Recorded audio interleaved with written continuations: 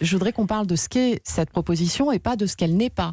Par exemple, il n'est absolument pas question de supprimer les vols de correspondance. Il est question de supprimer les liaisons aériennes directes en vol intérieur sur des trajets qu'on peut faire raisonnablement en train. Donc ça ne concerne pas Paris-Tarbes, ça ne concerne pas Paris-Perpignan, ça ne concerne pas Paris-Nice.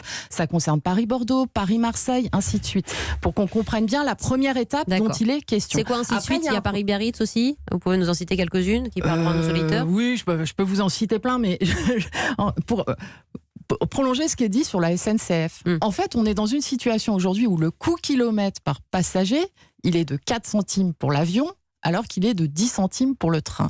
L'avion ne paye aucune taxe sur le kérosène.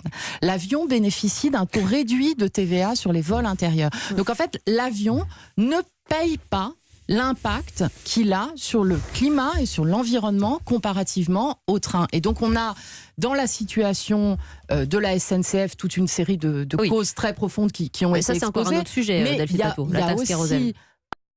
Qui est de mettre en des taxations environnementales sur l'avion au bénéfice du ferroviaire et de l'investissement ferroviaire sur la remise à niveau des réseaux et sur la baisse des prix de train.